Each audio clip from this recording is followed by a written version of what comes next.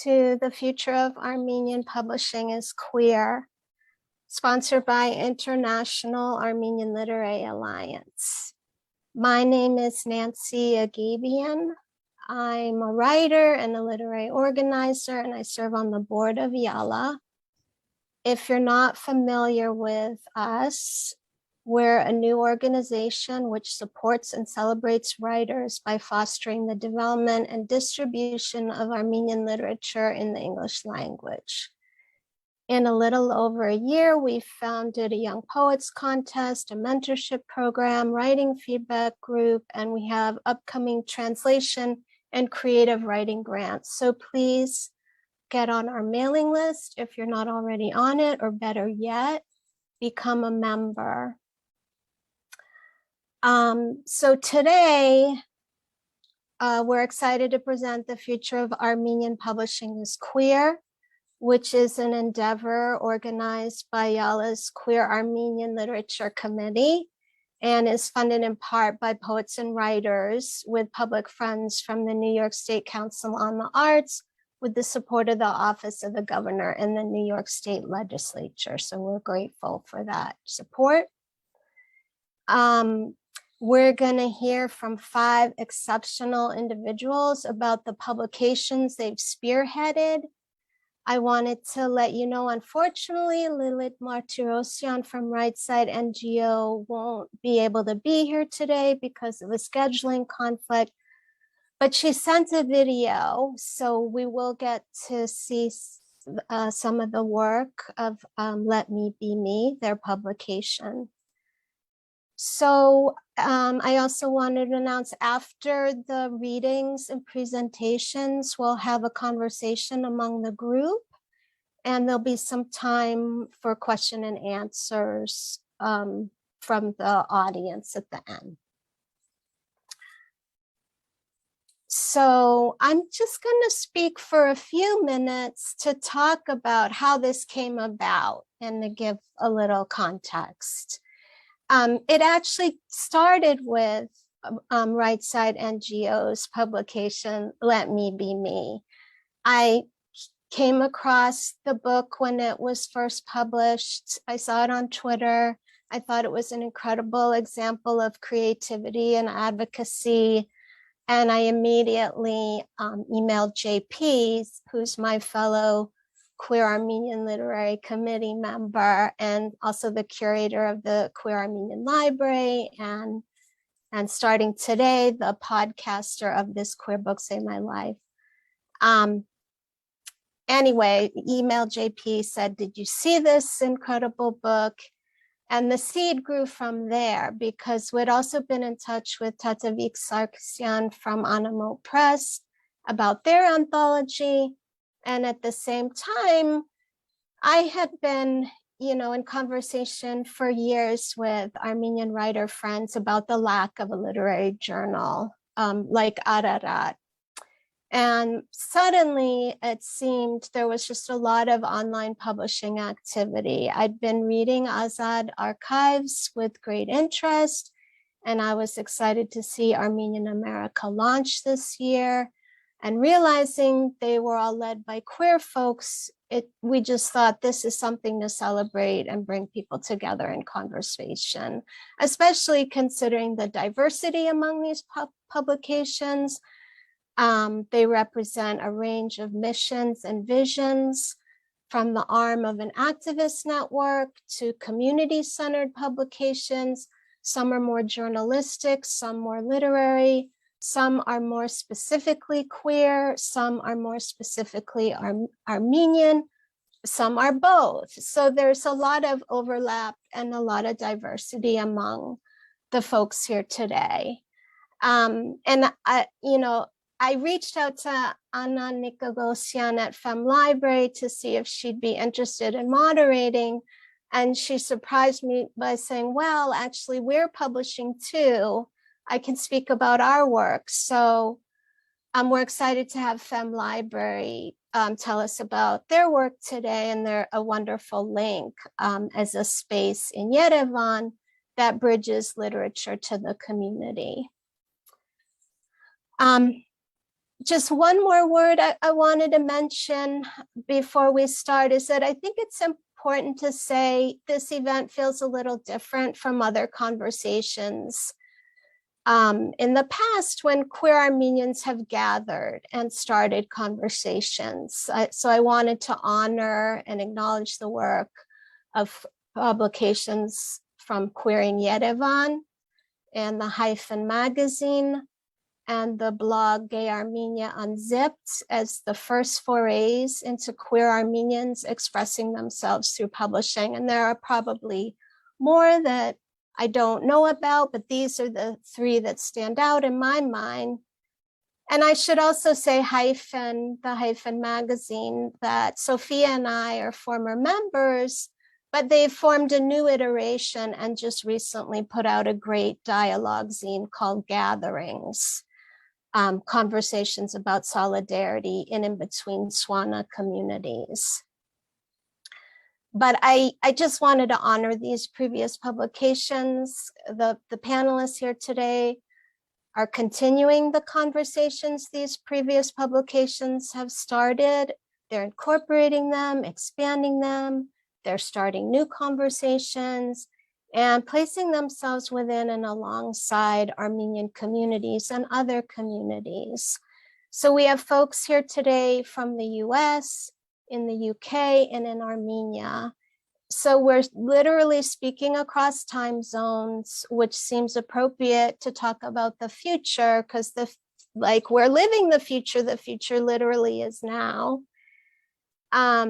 Queer Armenian writers, editors, and activists are centering themselves as Armenian, but also in the realms of literature and activism. So we're going to talk about all these intersecting themes today. We'll link our resources. We'll talk about our needs and about where to go next and why. So each participant is going to read, we'll discuss their publication, give us some info about it, and we'll read a sample from their own work and or the publication so that we get to hear about the publication as well as hear some of the work. So today we'll start with Araksi Kass of Azad Archives. And I'll do a brief introduction. Araksi Kass is a writer whose work takes a variety of forms from nonfiction essays to speculative fiction.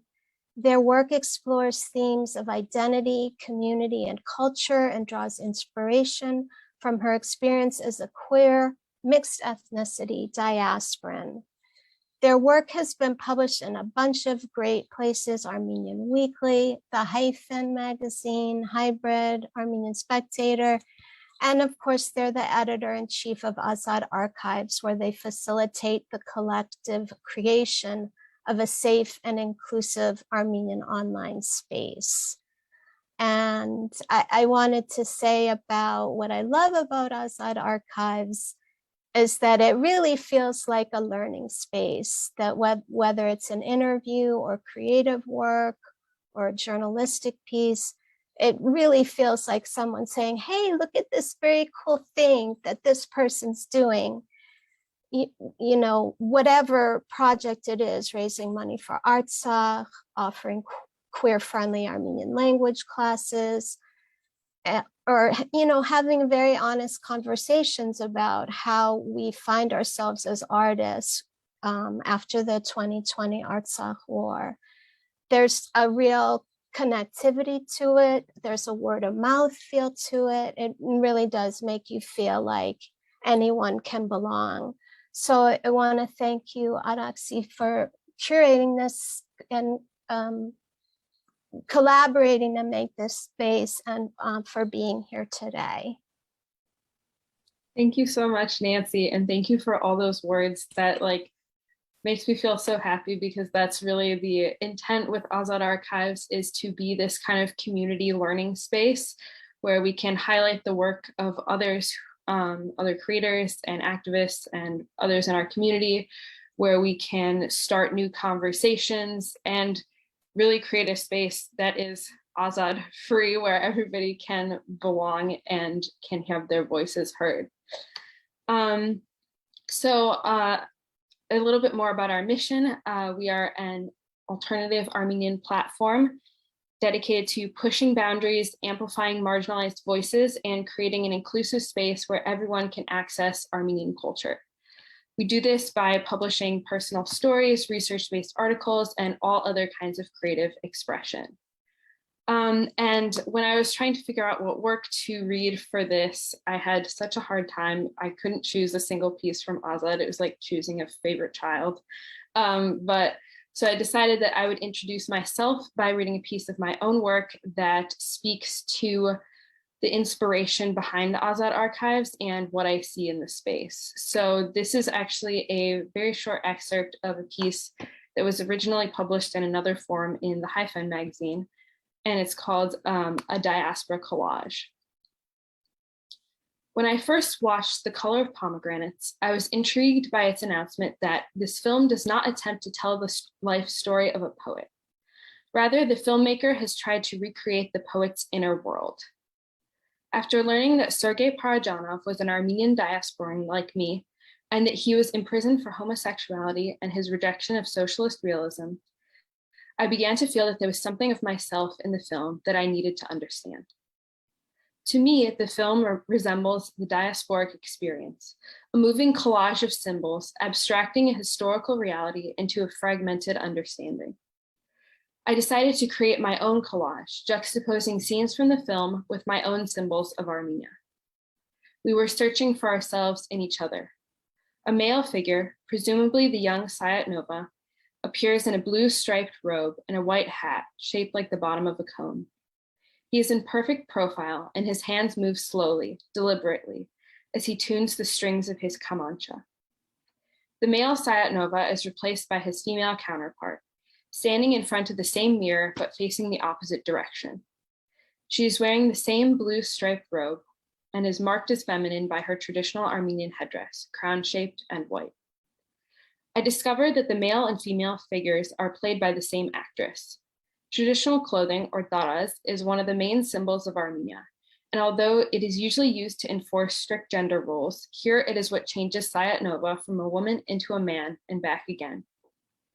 I think of the daras I have worn, doing traditional circle dances in a red velvet dress with gold patterns, reciting poetry in a heavy silver collar necklace. I used to be afraid to wear the male daras, imagining that it would deliver yet another blow to my already tenuous belonging as a queer mixed Armenian. Thinking back on it, I feel a double loss of my Armenian heritage through the genocide and through Armenian society's rejection of all things queer. I mourn the silencing of Parajanov's queerness, glossed over in his museum, to make him into someone's idea of an Armenian cultural icon. I wonder what he would have said about his androgynous images, and think that maybe if his memory was freed, I would be too. Scene shift. The female Sayat Nova reappears holding a piece of lace in her white gloved hands. Held over her nose and mouth, it recalls the cloth mouth covering in traditional Armenian women's daras, symbolizing women's prohibition from speaking after they were married. She shifts the lace back and forth in subtle resistance before, with a breath, she lets it fall as her eyes close. The river has overflown its banks. Her eyes still closed, she slowly brings the lace down to clasp it against her heart. The notes of an oud string start softly, getting louder to fill the background. I hear the oud once again at Chicago's only Armenian restaurant, called Sayat Nova. In the heart of downtown, it represents Armenia to many who may not know the poet.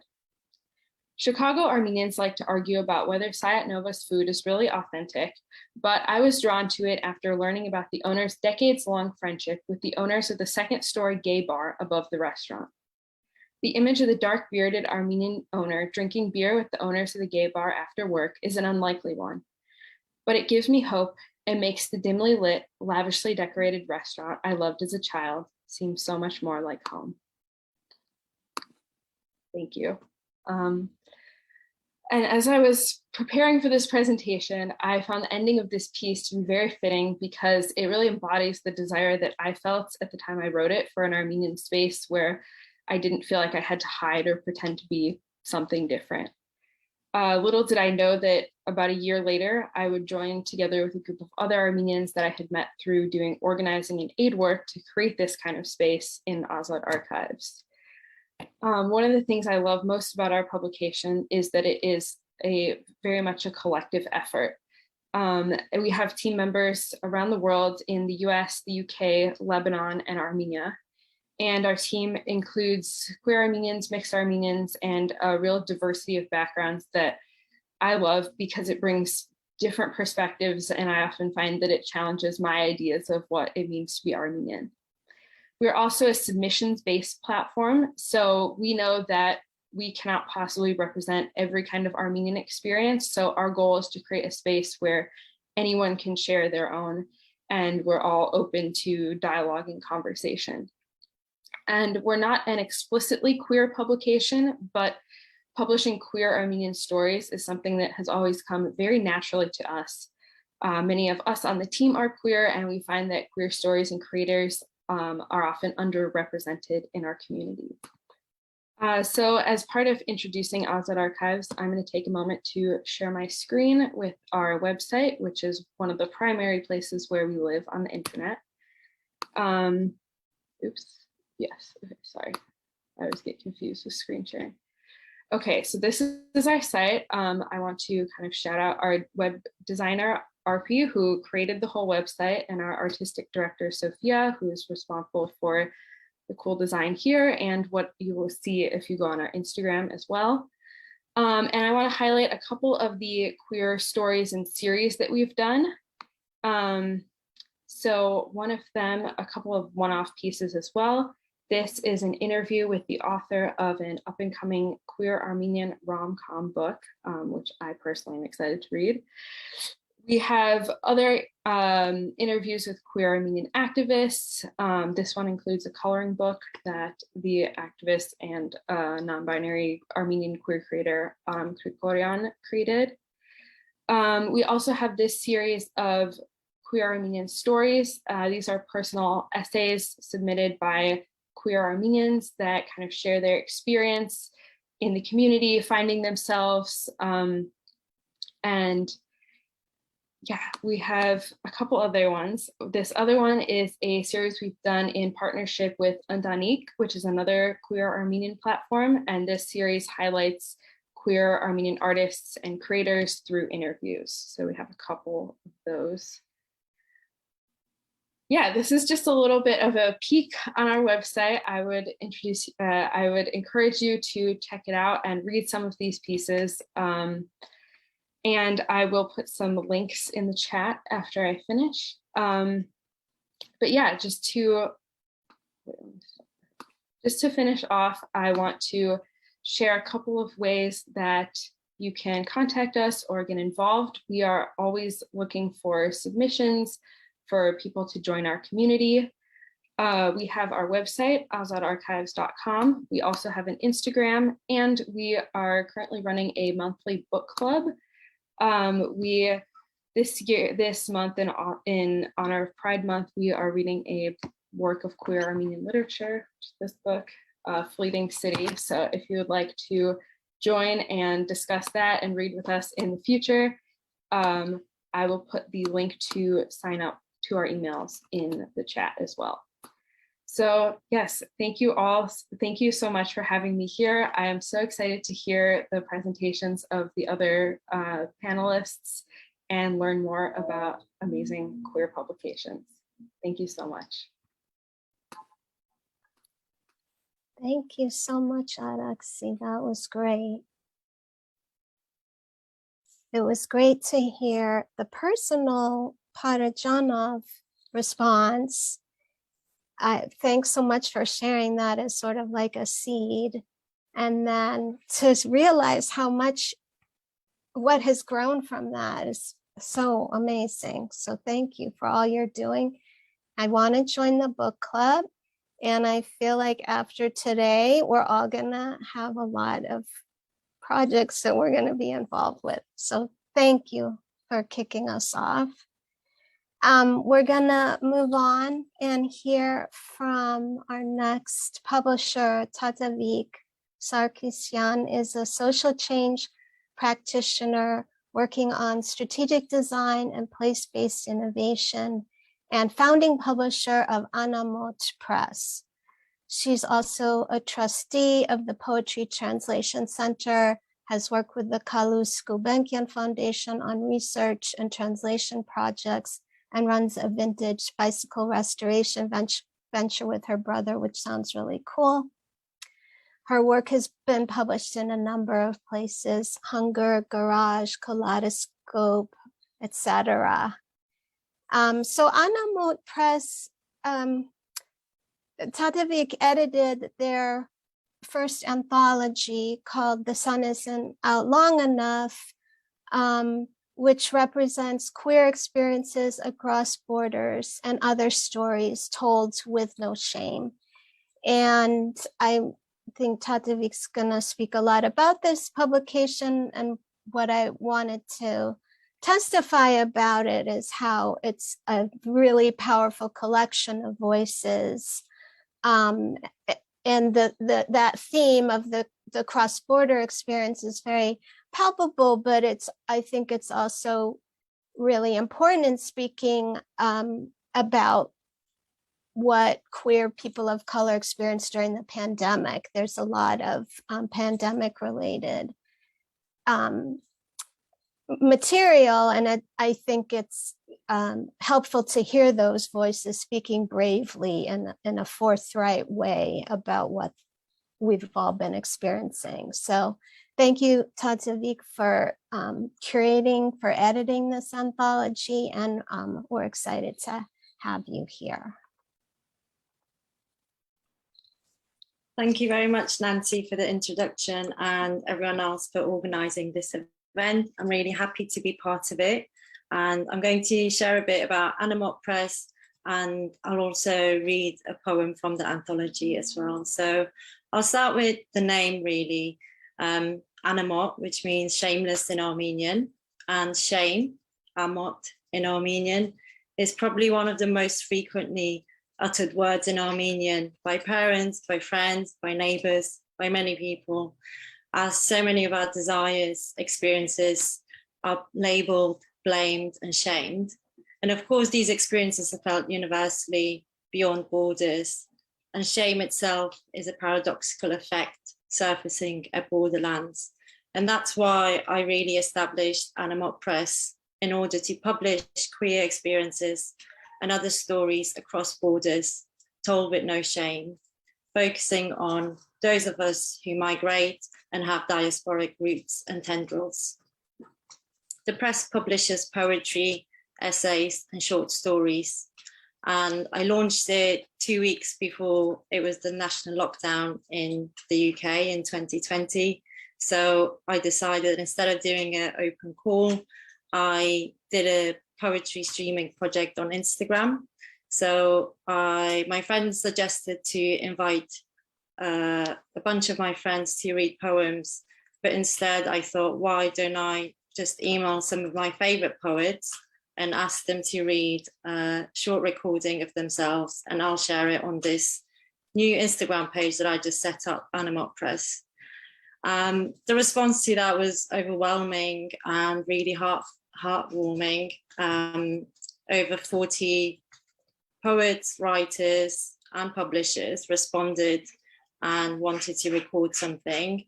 And those people included award-winning poets such as Raymond Antrobus, Banu Kapil, Victoria Chang, and many others.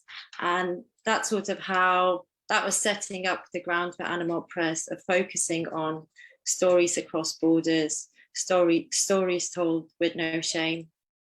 So following the Instagram streaming project, I applied for my first grant from the Arts Council England and was awarded the full amount I requested, which was to support me financially to publish the first book, an anthology of queer experiences across borders and other stories. And the anthology features 20 international writers and a foreword by award-winning poet Mary Jean Chan, and an afterword by the acclaimed essayist and writer based in the US, Kazim Ali.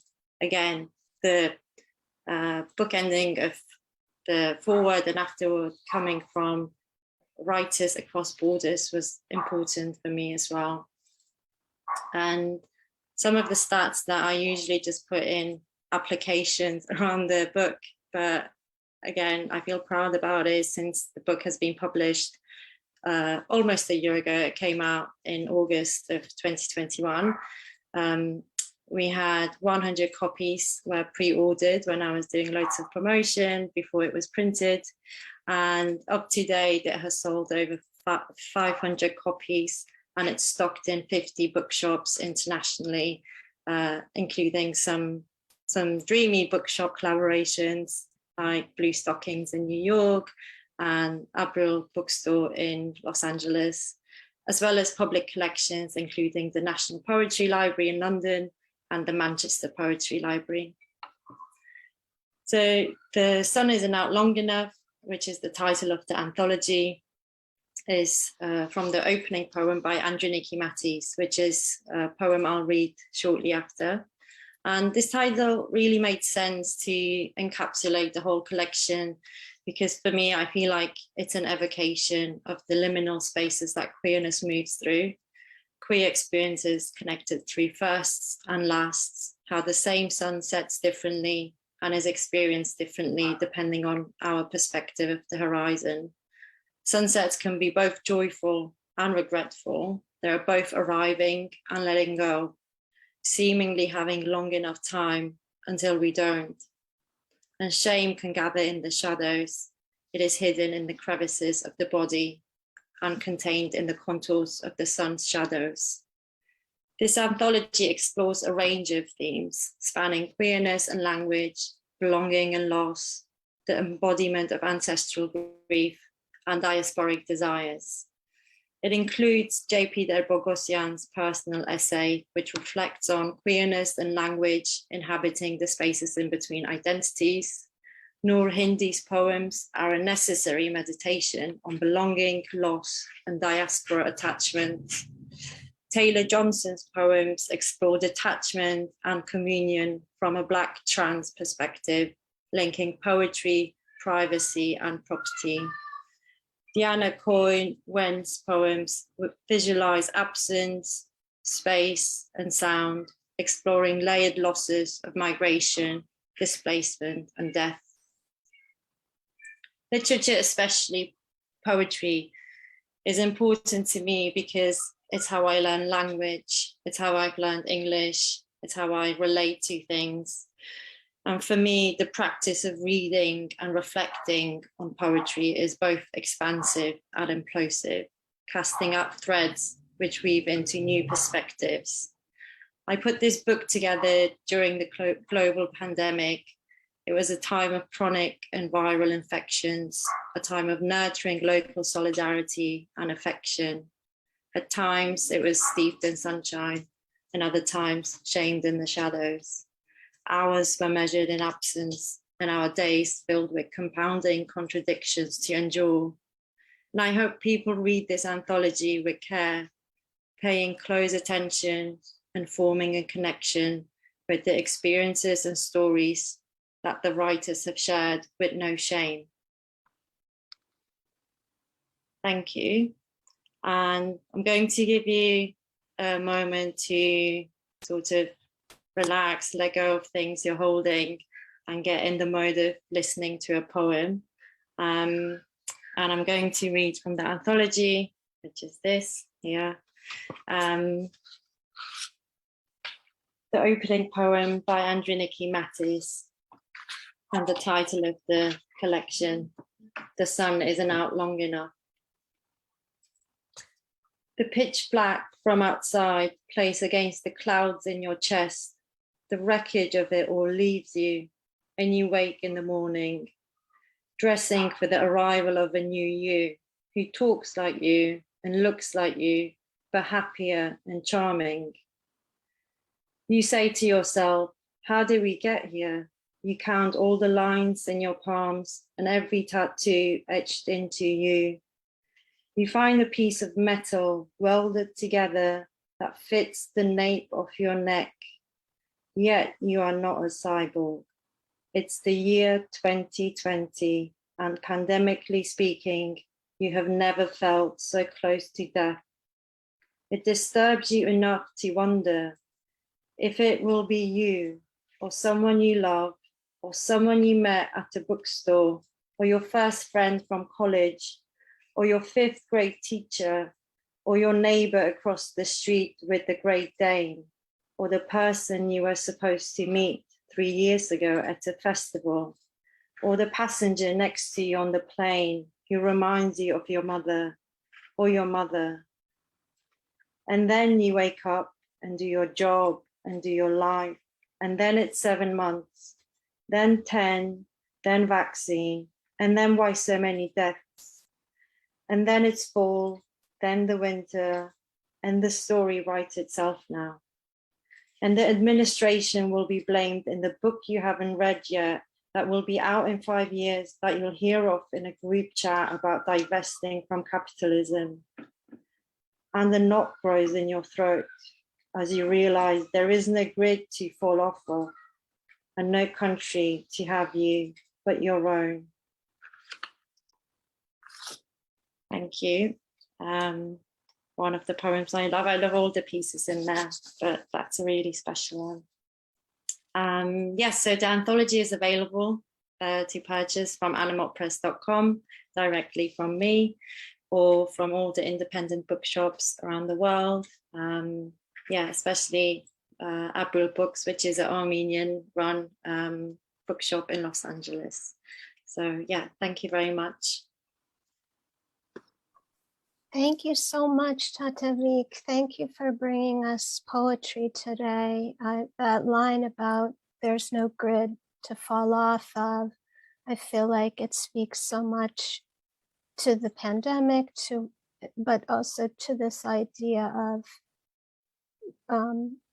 crossing borders and this the framework of, you know, these are places where shame can often reside, and yet you've brought, you know, the book has traveled so far and wide to some really wonderful bookstores, to wonderful poets and people, and hopefully everyone here. Thanks again for bringing such a great collection together. We're gonna move ahead and hear from our friend Sophia Armen. Sophia Armen is a writer and organizer born and raised in Los Angeles, California. She is the editor-in-chief at Armenian America and a co-director of the Armenian American Action Network, an organization fighting anti-Armenian racism and for civil immigrant and refugee rights, the sponsor of Armenian America. Sophia is a former staff member of the Hyphen magazine and has building in the survivor justice and SWANA movement for over 10 years. Her work has appeared all over the place, the LA Times, the LA Review of Books, a bunch of other great publications. And looking at Armenian America's description, I was struck that it's a community newspaper, and that it provides a platform for debate, creativity, and expression on issues facing the Armenian American community today. I wanted to emphasize the focus on culture, because I noticed Sophia did this great spotlight series where she interviews Armenian art and cultural producers. And the questions you ask, I think, about identity, creative process, and expression are just really great ones to think about. I appreciate you bringing art and culture into a social justice framework. So thank you so much, Sophia, for being here. I'm so excited to hear more. Thank you, Nancy. Hi, everyone. Hello, hello. Hi, everyone. Oh my goodness. Am I in heaven? Like, this is amazing. So hi, everyone. If I don't know you, I hope to know you very soon. My name is Sophia. My pronouns are she, they. I'm calling in from Los Angeles, which is where I was born and raised. I first want to say that was very generous, Nancy. Thank you. And I also want to first thank Nancy for doing this work, not only in this beautiful panel, but for so many years, and actually providing an example and model for so many of us. So I really want to say thank you, honestly, for your years of labor in the struggle. It does not go unnoticed. And also to IALA for the incredible work that you all are doing. I believe it's revolutionary. I believe it is incredibly urgent and dire. And so just know that it is being felt all around the world. I want to first start off by naming that I don't think I've ever been on an Armenian panel that was not majority men. And I want to take a moment to just like sit in that not only do I get to be on a queer Armenian panel, which I think baby Sophia would like cry thinking about exists, but I'm also here with like a lot of people that are not men. And it's very exciting to think about that. And it's exciting to think about us as the leaders of our community and who always have been. And I don't think those things always are marked. So I just want to mark that moment and make it apparent because we really feel it when it's the other way around. So I'm coming from Armenian America, and I'm going to first ground this a little bit. I actually rarely do this because I try to think a lot about a collective we often, but as I've organized more and more, I started understanding just like it was important for myself, and I want to name some beautiful people in the room, to see people like Arlene Avakin and David and so many more, right? Who, for me, when I was very, very young and struggling sincerely, like very, very struggling to understand where I was and to find myself in an archive, right? Or in books or any of those things, helped me literally survive.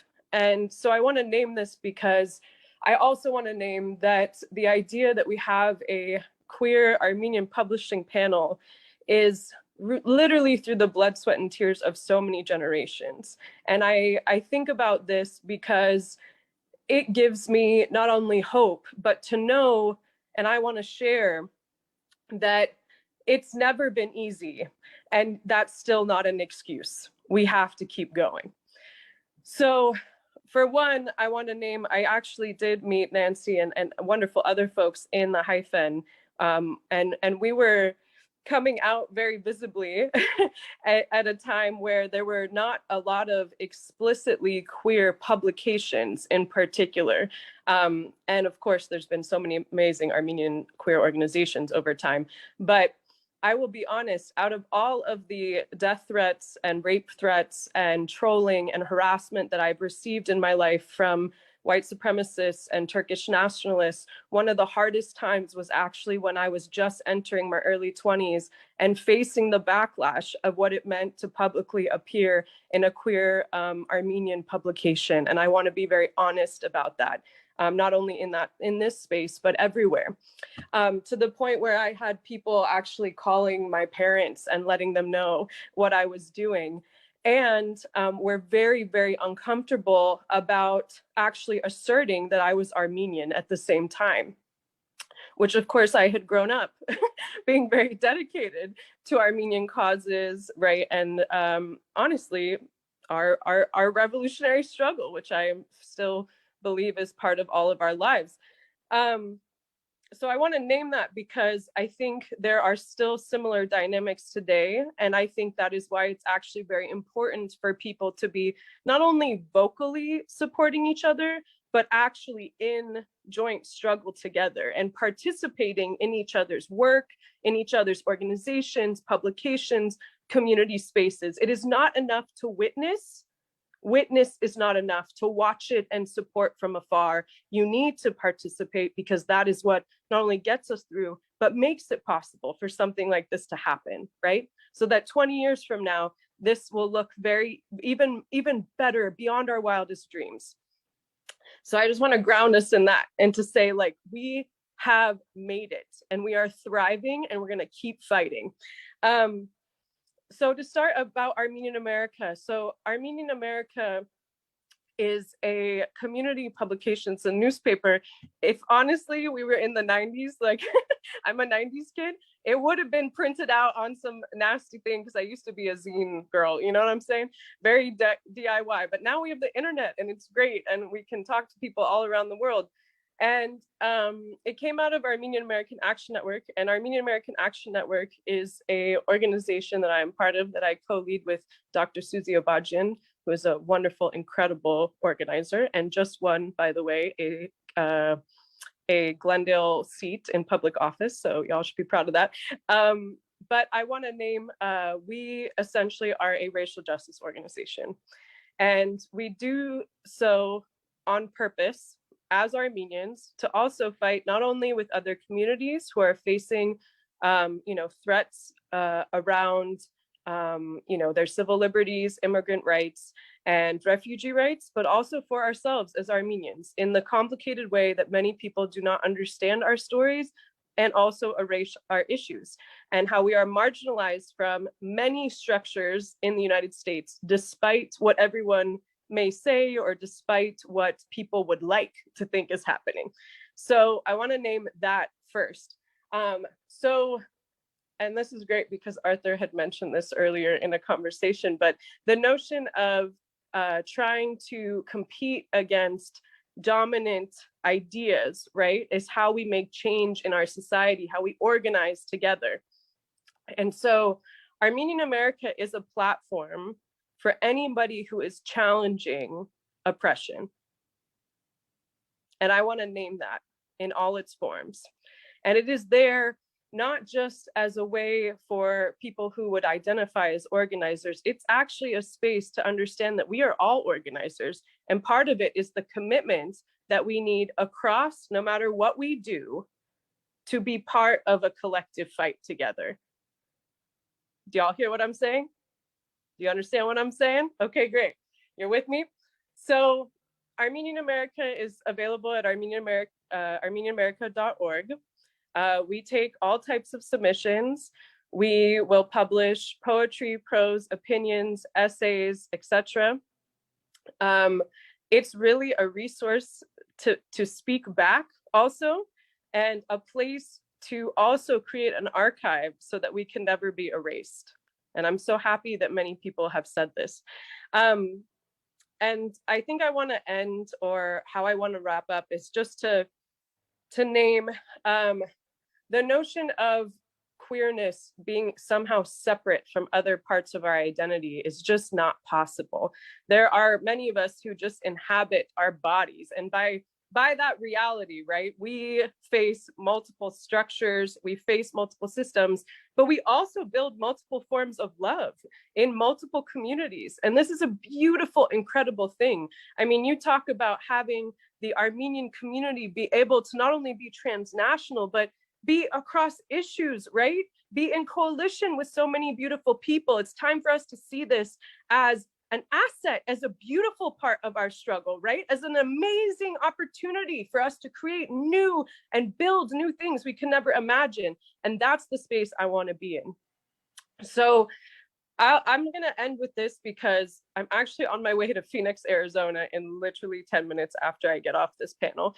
And it is because the reality is that we also face a very scary time in the United States. And in my understanding of what my Armenianness has always meant to me is it's been a struggle against empire. It's been a struggle for freedom. It's been a struggle for understanding that, yes, as Indigenous peoples in West Asia, North Africa, we of course have been, under the constant threat of our physical erasure, but also that communities across the world experience this, and including those of us who are in bodies that face many of those things, we also face other forms of oppression too.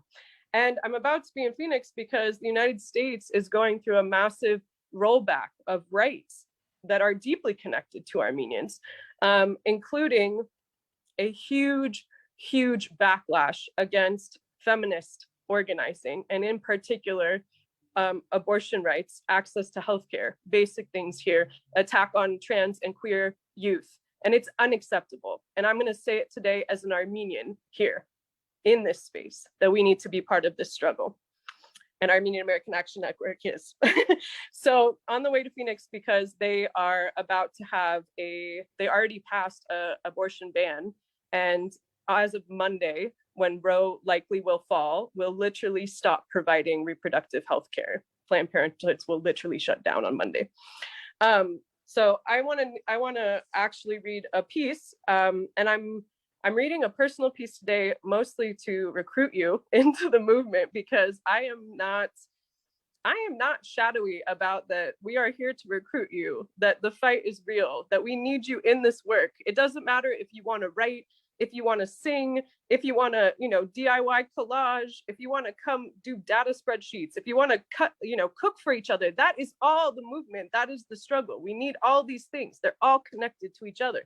And so I'm going to say this, that I want to read this today. It's very basic, but actually in the spirit of, women of color feminists help me understand my reality growing up in the immediate aftermath of 9/11, and being somebody who came to the United States, whose family came to the United States as refugees, right? Comes from genocide survivors on both sides of my family.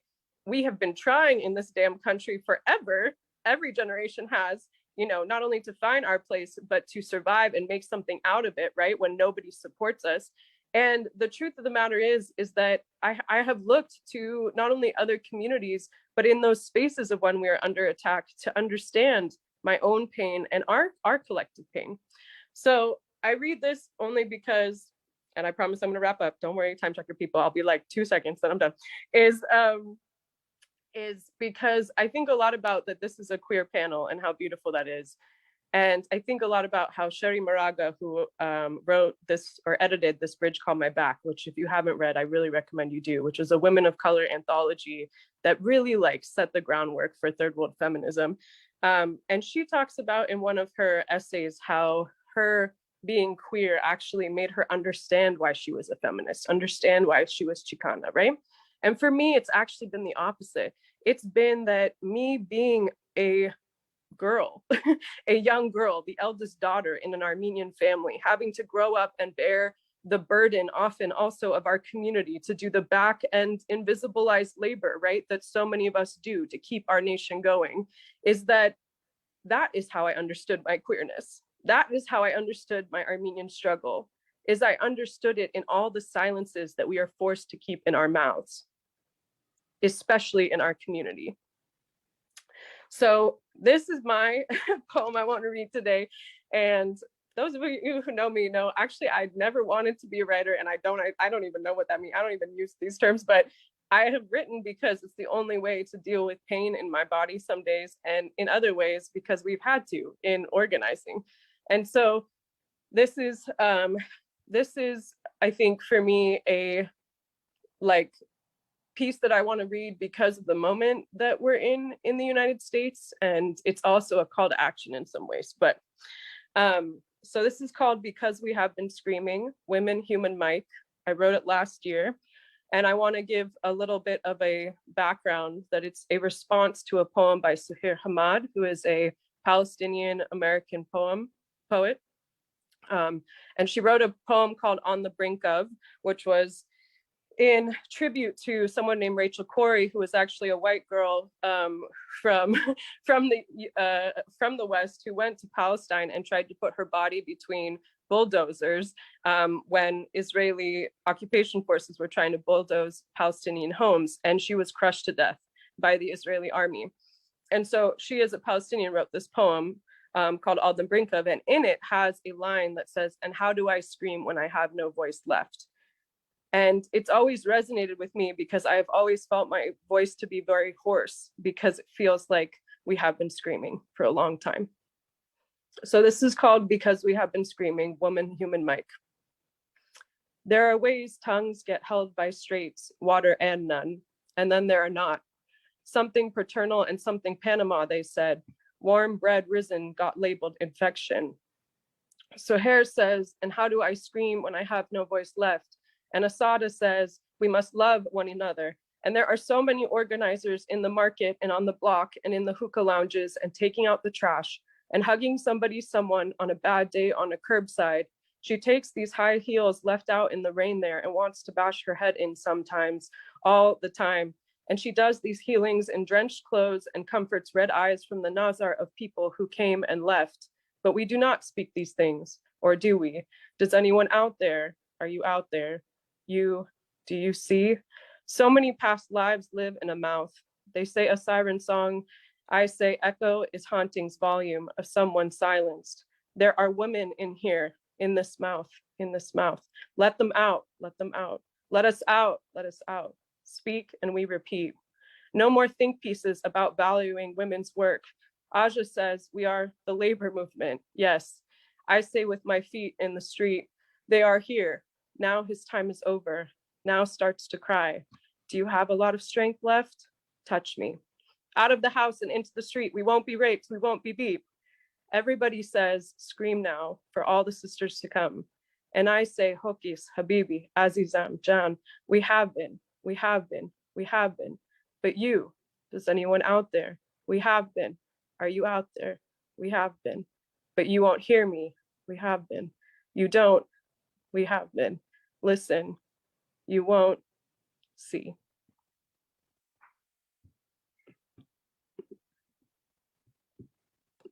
I hope you all submit to Armenian America.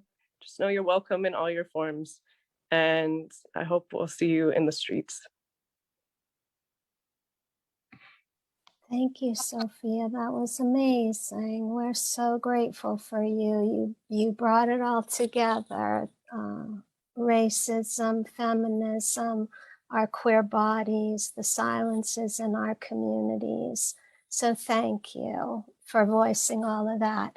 I like how you were very intentional on naming. I heard naming a lot, and I think that's something we're all doing. And thanks for making that all so evident, and for joining us before you go to Arizona and do your work. And we'll be joining you. I think, you know, what you said and also what your poem said gives inspiration for us to keep going and to be in coalition, as you said. So thank you again.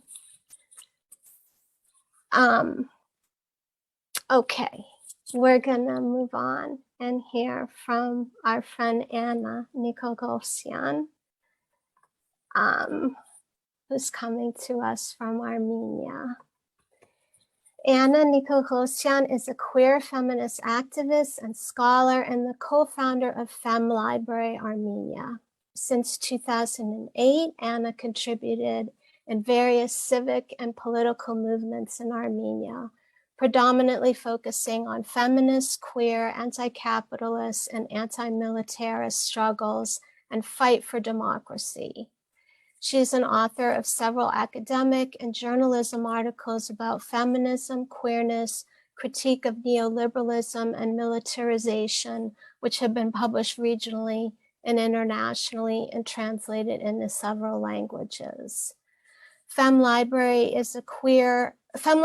Armenia is a queer feminist collective that created a safe space with minimal sources, but with endless communal devotion for queer feminist organizing, resistance, and knowledge building. Their initiative brings together and intertwines feminist and queer activism, art, and academia in the spirit of solidarity and sisterhood.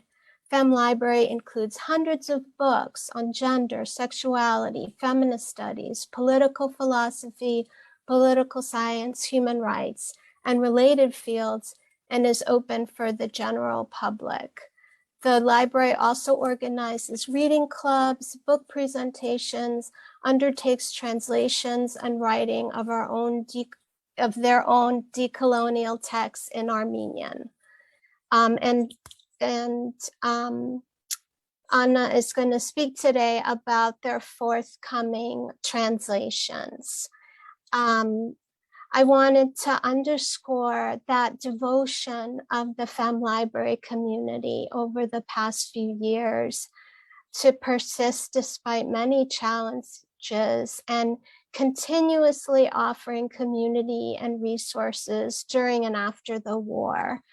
So thank you so much, Anna, for being here. We're so honored that you're here today.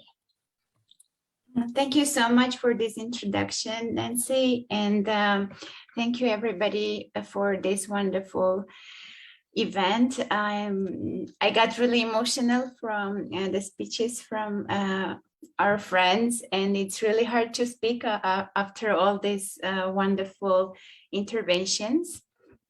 I will try to talk a little bit about the work of Fem Library, our plans, and I will also read some parts from our recently published manifesto. But while doing this, I want to show you some photographs from our library, because I think that the visuals might transmit you the warmth, the courage, and the friendly atmosphere that we have in this collective movement building space. I hope you can all see my screen now, and I will proceed. I will show you the photographs from our previous space, which unfortunately we lost as a result of homophobic neighbors who forcefully evicted us, called the police, and told them that we're spreading perversion. We're now in a new place, but I think it's worth to share some photos from our previous space, because it's been such an example of what collectivity and sisterhood can mean. Fem Library is a queer feminist collective and the space for feminist organizing, collaboration, and resistance. It brings together and intertwines feminist activism, art, and academia. It is also an institutionalized queer feminist imagination that strives for fighting against patriarchy, heteronormativity, capitalism, by producing intersectional feminist knowledge, and by fostering creative activism and artivism that go beyond mainstream liberal frameworks. And currently, Fem Library has almost 2,000 books and journals on gender, sexuality, and feminist studies and related fields. And each book that you see has its own story. These books are being collected from all around the world, from many different corners of the world, even from people that don't know us, but got really excited about our initiative. Some books are being donated by our friends, partner organizations, collectives, and some of you actually also donated some copies. We're also getting monetary donations and buy the books based on a list that we built up collectively. Fem Library has three main objectives, and the first one is to contribute to the feminist thought and knowledge building through writing, translation, research, work with archives, organization of reading clubs, presentations, lectures, and discussions. We see feminist research and translation of key feminist texts as a political act and as a way of resistance. We also believe that building collective power will first of all start by developing jointly our language through which feminist resistance and revolution will come to meaning. We also invest a lot in writing our own decolonial texts in Armenian. Our second objective is to foster intersectional feminist activism as an act to fight multi-layered oppressions. This area implies diverse alternative activist gatherings, public actions, demonstrations, online and offline resistance methods. We also develop zines, leaflets, pamphlets. Our activism is intersectional. It fights against patriarchy, heteronormativity, capitalism, colonialism, fascism, environmental exploitation, and other intersecting oppressions. And the third objective of our collective is the development of feminist art as an act to trouble patriarchy and heteronormativity. This area includes organization of festivals, production of feminist artworks, organization of exhibitions, performances, doing some secret graffiti, organizing poetry readings, discussions with feminist writers and artists.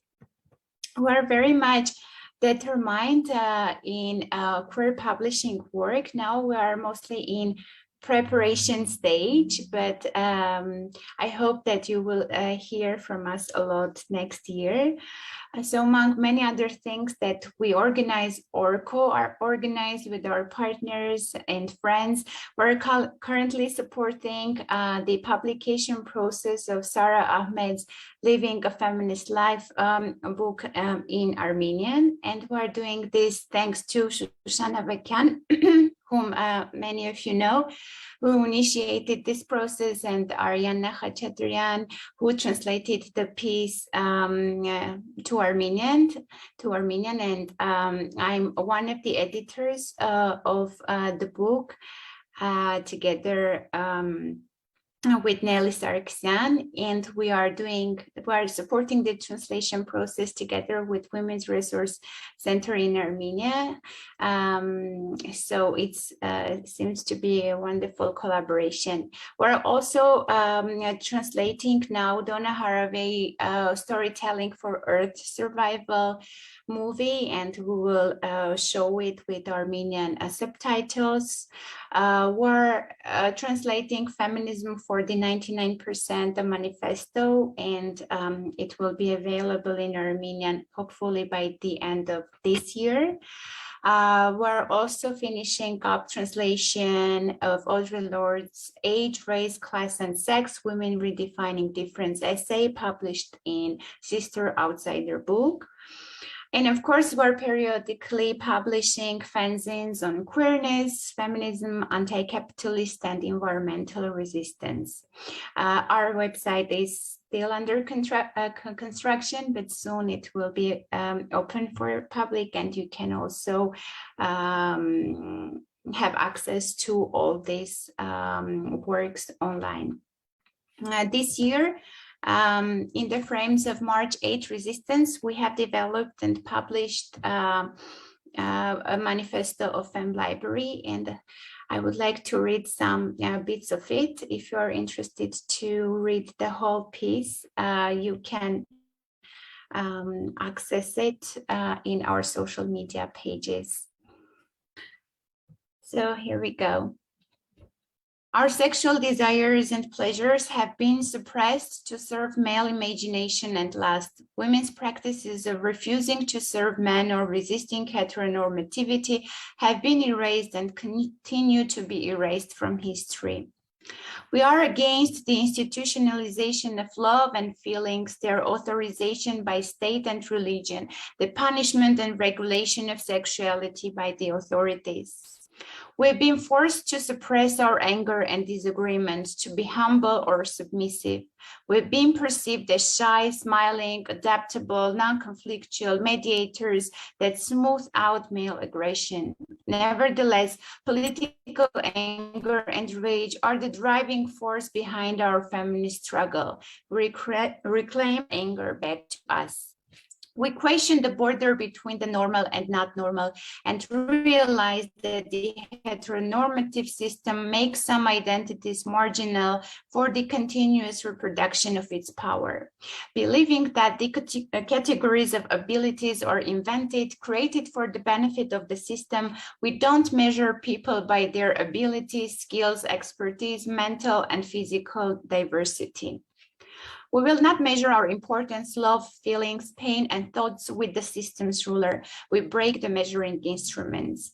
We consider the interweaving of feminist knowledge, activism, and art to be the most important directions of resistance, but it's important for us to reconstruct them to fall beyond the patriarchal logic.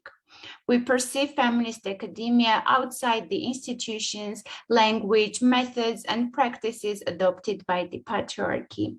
We practice feminist activism as a non-programmatic, grassroots, collective self-organization for resistance, and we see feminist art as political, revolutionary, non-aesthetic, and marginal.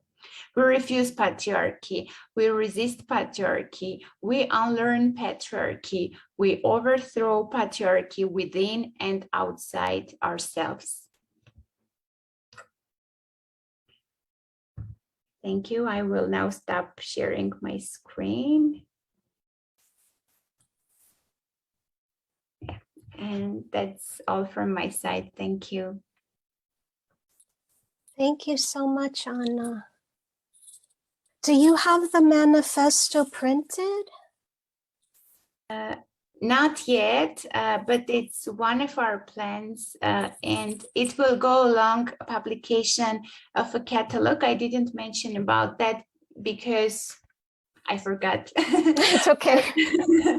But we're also planning to print the catalog of our recent feminist festival that we organized together with Arts and Cultural Studies Laboratory with Susanna Gülemüryan, who was the curator of the festival, and Fem Library was the co-curator of this festival. So it will be a catalog that will summarize and present the artworks of feminist and pro-feminist artists, female artists who live in Armenia.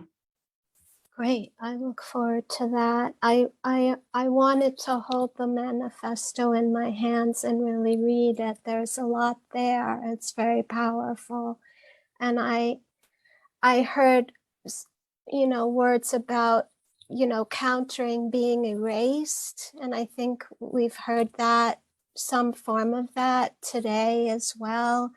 I liked when you talked about, you know, the border between normal and not normal. And so it was interesting to hear these things, you know, after all the other presentations today, to hear it makes sense in this group, the terms that are repeating. And wonderful to see the space too. Thank you so much for showing the space where we're all kind of operating in this digital space. It's good to be reminded of a physical space and what a physical space can give to people. I know, and it's been a lifeline to a lot of people in Armenia. So thank you for me.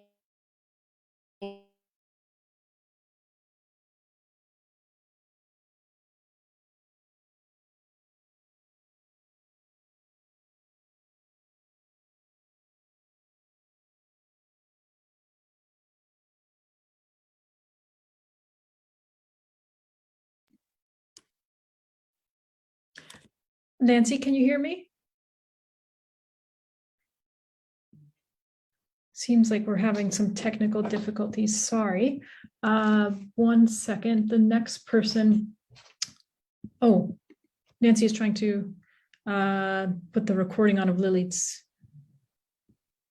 I got booted out. Sorry about that. I'm glad you're back. Is everything okay? I was just about to introduce Lilith. Yes. Okay. Sorry about that, everyone. Okay. I might have booted myself off of Zoom by mistake. Okay, so Lilith Martiroshan is a trans woman who has been involved in trans activism for more than 10 years. She founded the first Armenian trans community-based organization in the South Caucasus in 2016. Actually, I think it's like one of the first trans organizations in the region, maybe the first. Right Side Human Rights Defender NGO, which gathers hundreds of trans people and sex workers from all the regions of Armenia to initiate sociocultural and legal reforms to prevent violations of human rights. In 2019, she famously gave a speech in the National Assembly of Armenia calling for an end to violence and discrimination against trans people. In 2020, she was awarded the Human Rights Tulip, an annual award of the Dutch government to individuals or organizations that promote human rights worldwide in peaceful and innovative ways. Right Side published Let Me Be Me, which is an online book that tells the real stories of 15 LGBTIQ Armenians with their photo portraits, their oral narratives, and explanations of the legal, social, and human rights context, with recommendations for advocacy and legal change. So I'm going to share my screen so that I can show the video.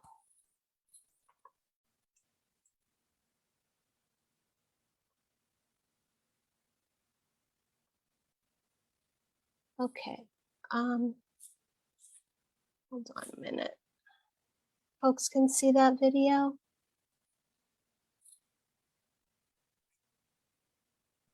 Yes, Nancy. Okay, I'm gonna go ahead and hit play.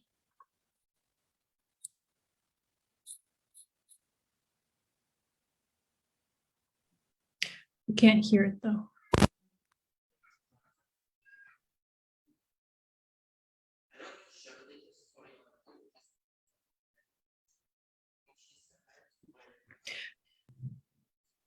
It might just be me, but I cannot hear the video.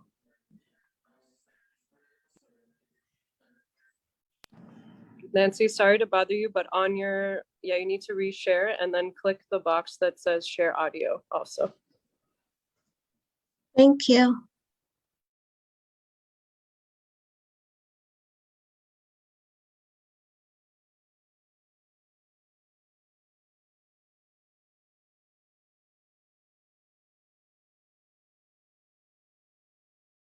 Nancy John, it should be on the bottom left corner, just so you know. There's a little checkbox. Got it. Thank you, Sophia. Should I click optimize for video clip? I won't do that. Okay, here we go.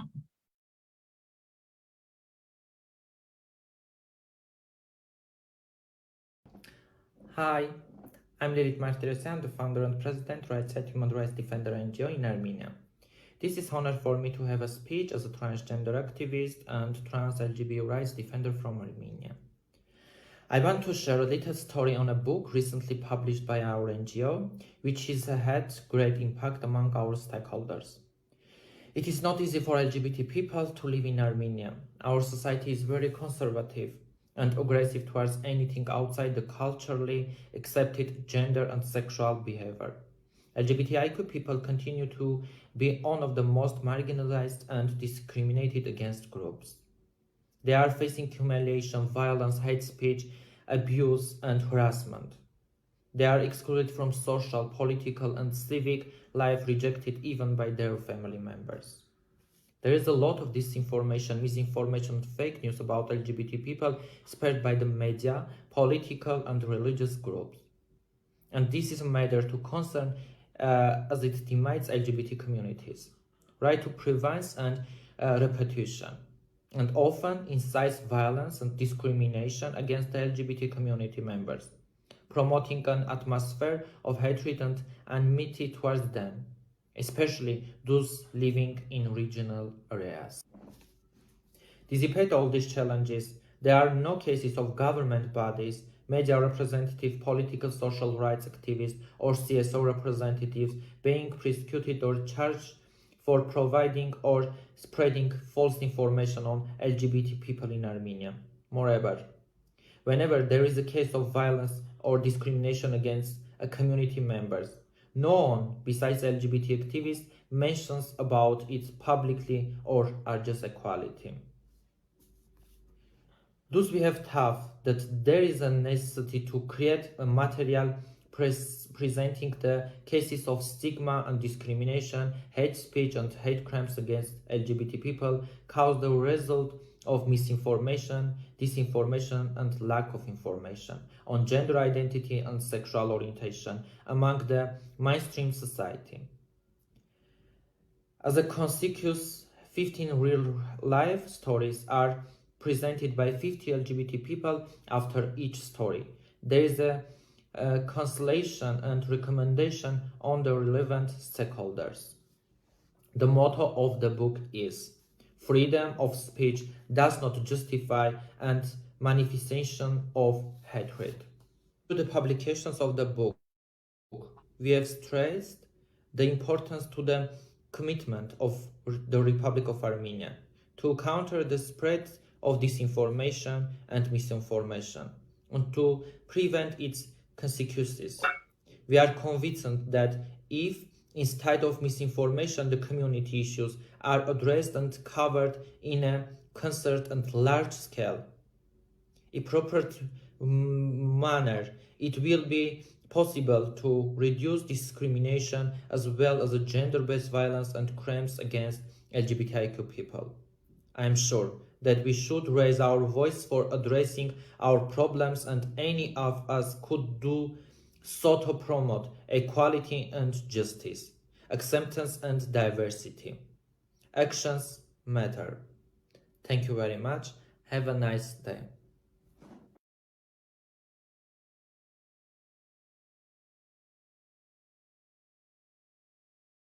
So I wanted to share with you from the actual publication, Let Me Be Me. So I'm going to share my screen again, this time to show you the publication itself. And I'll, since Lilith's not here, I'll read one of the profiles. Okay.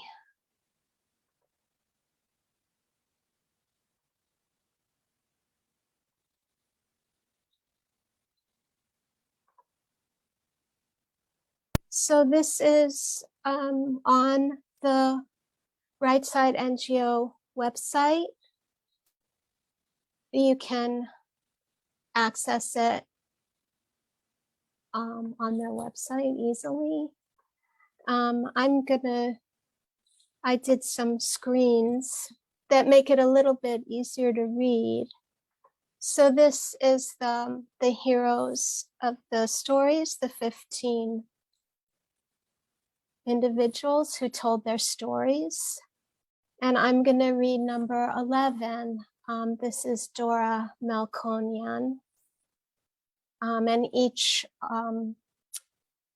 contributor has a photo and then their story.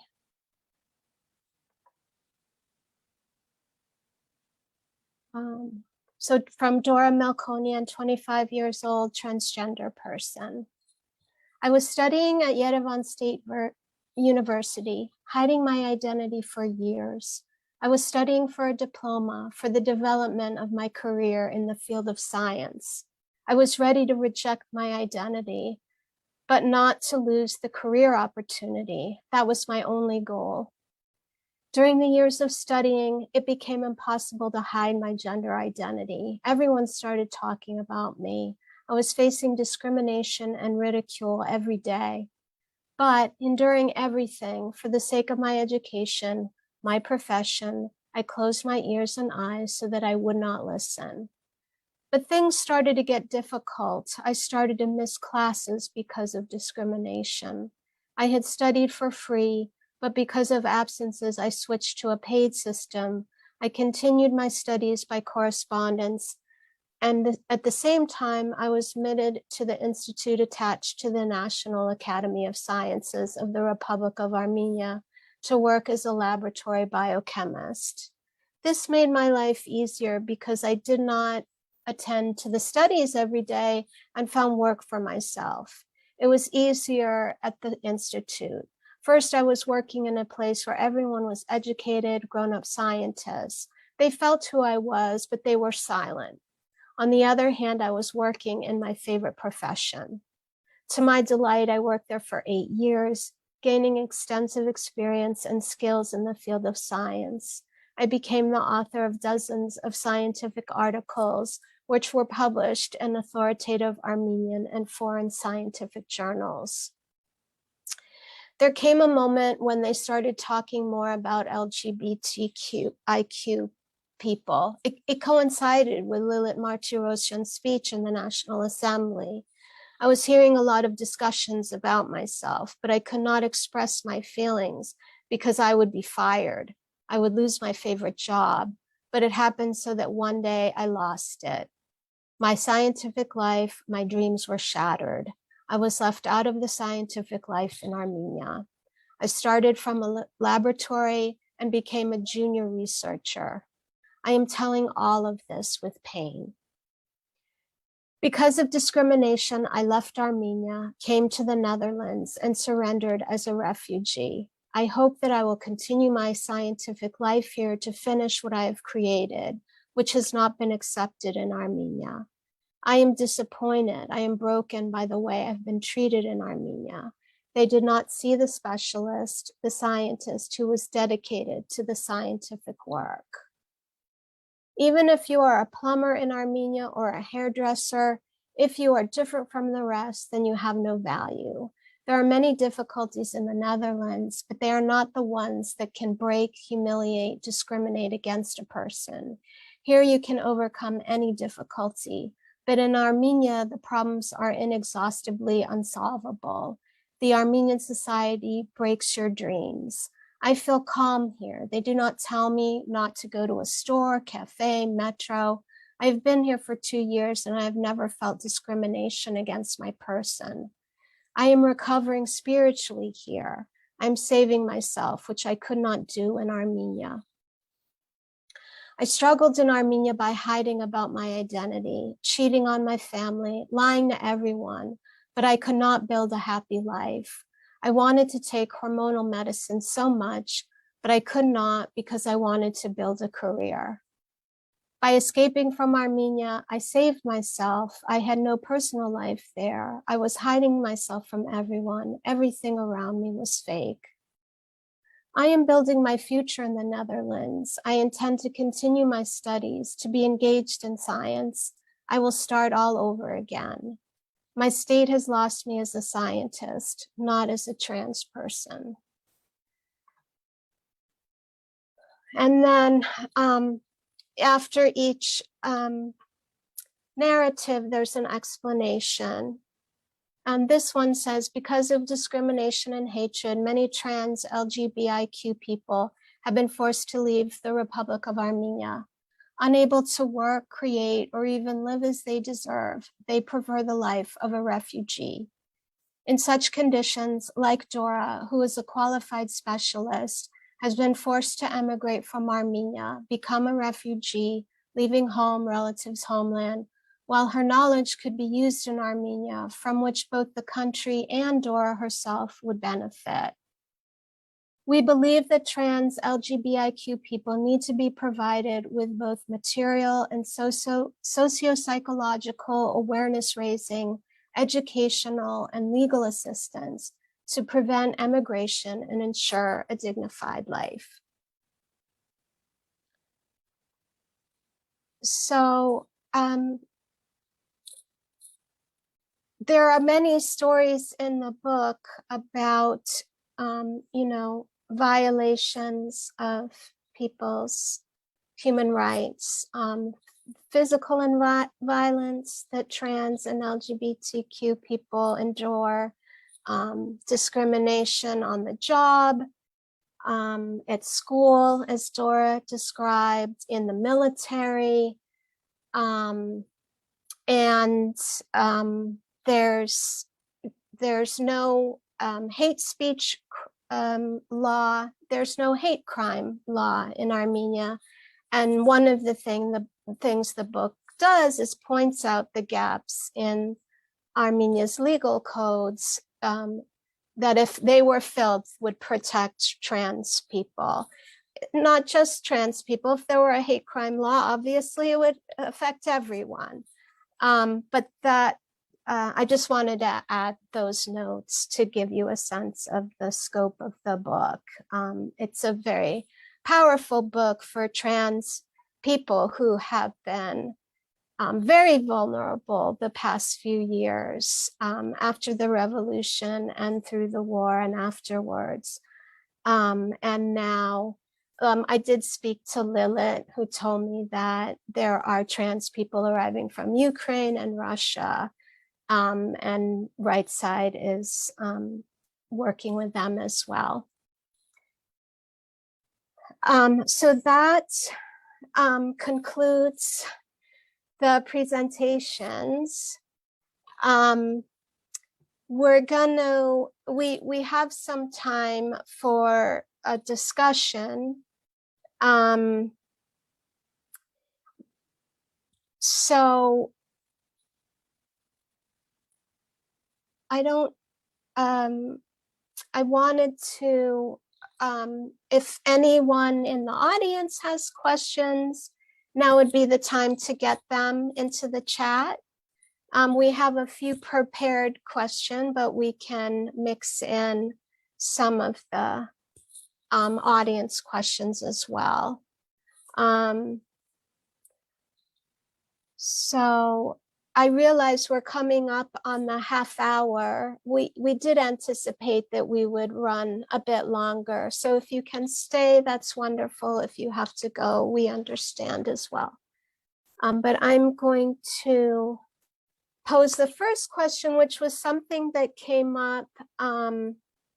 I had prepared some questions and asked folks to express, some of the questions they wanted to talk about. And we landed on this one, seemed to have interest from a couple of folks. So how do you see your work as a publisher? As political and or literary? If both, how do activism and creativity work in tandem with each other? And what are the challenges of this balance of activism and creativity, or the literary and the political? And knowing that there's like a range represented here, I'm curious to hear how people think of this, where your inspiration starts. So how do you see your work as political and or literary, and how do you see the balance?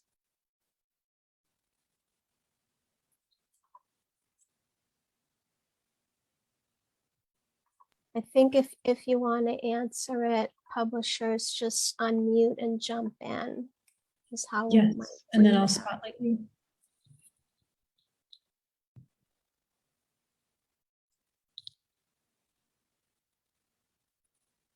I can go ahead and start us off on this one. Great. In terms of my own work and Azad Archives, I feel like it can be very, very hard to draw the line between literary and political work. I can think of poems, stories, articles on our site alone that can be considered both poetry that deals with themes like sexual violence or queer identity, diasporic identity, assimilation. All of those are political issues, but they're also personal issues. So I think that a lot of times art can sort of straddle that line. And I feel like it's important to do both types of work together because art can support political work and vice versa. So that's kind of how I see myself in our publication in that space. Thanks, Araxi.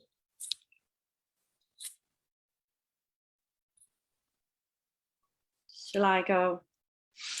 Okay. Yeah, I think, oh, do you want to go, Sophia? No, you they unmuted me. I didn't do that.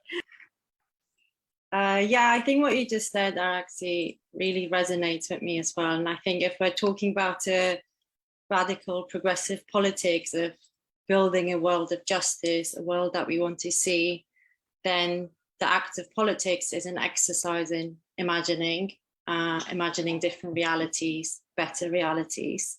And I think literature, especially things like myths, narratives, and poetry, play a role in doing this imagining work, reimagining our current structures that are unequal and replacing them with newer ways of doing things, but also looking at existing ancestral approaches. And I think a lot of the themes and work done by the contributors of Anamot Press's first anthology definitely does this through poetry, through prose and essays. And I think also a lot of social movements have been galvanized by poets and building communities, bringing people together around narratives for change, showcasing possibilities. And also, I think poetry is a space that you can do anything, which is a great medium.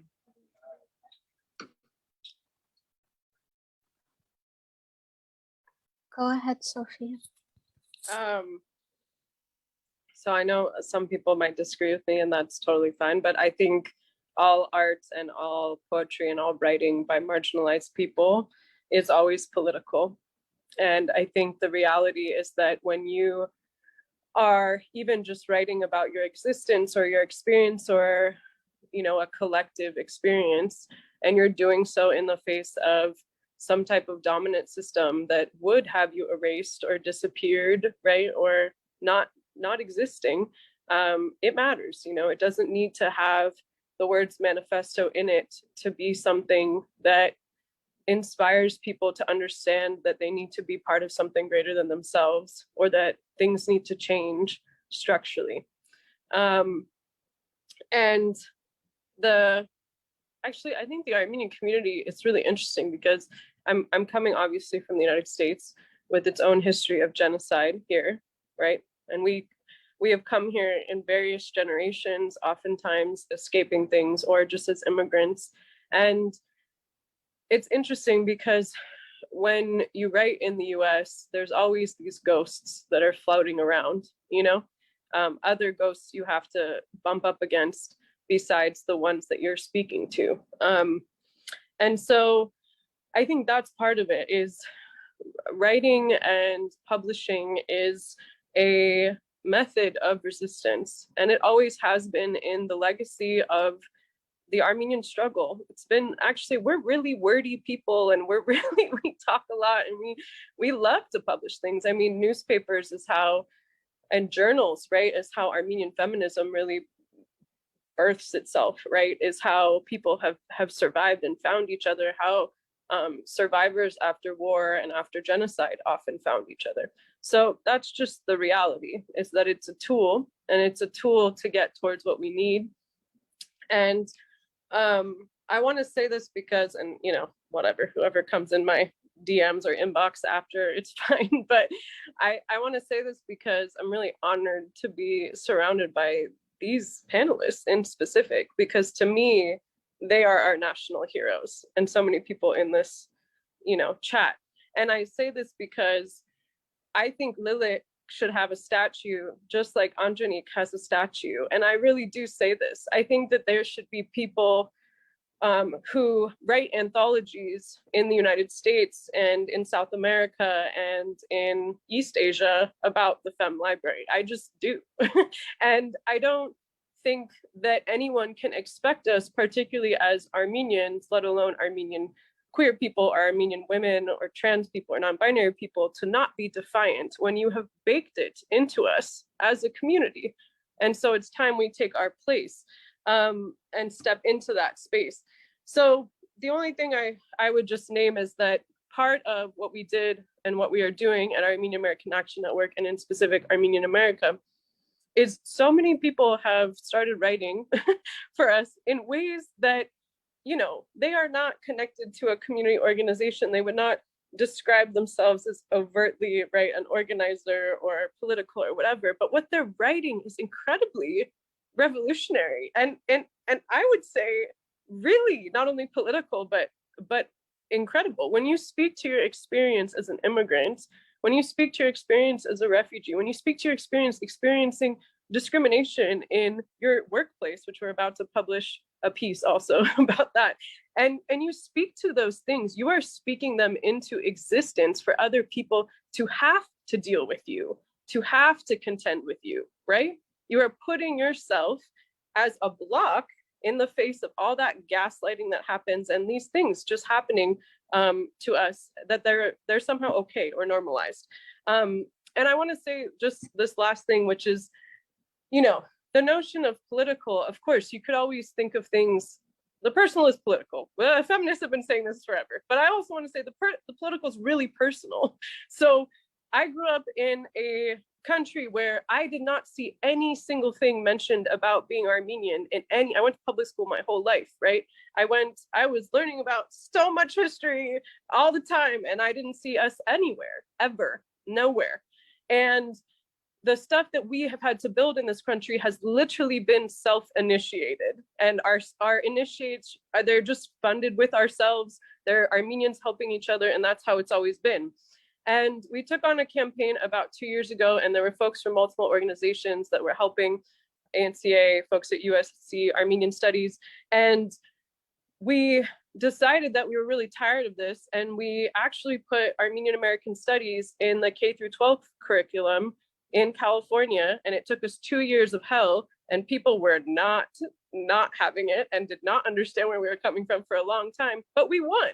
And now every K through 12, all the millions of those elementary schools kids will have to read about us, and we'll have to, not only that, but I'm thinking about the Armenian, you know, young people who will get to see themselves in their curriculum and will get to express these ideas and also challenge them. I hope they would challenge them. And so you could say the curriculum before wasn't political, but it was telling only a certain group of people, predominantly, right, white European Americans in the United States' history and calling it history, right? But instead, when we decided that that wasn't a dominant, that actually wasn't everybody's history, and we wanted to insert ours as well, right? That is a struggle. That is understanding that the norm of what you're reading is often who's in power. So when you write back, it is political, and there's nothing to be ashamed about that. We should be proud if we're fighting, as long as we're supporting and loving each other and doing so lovingly.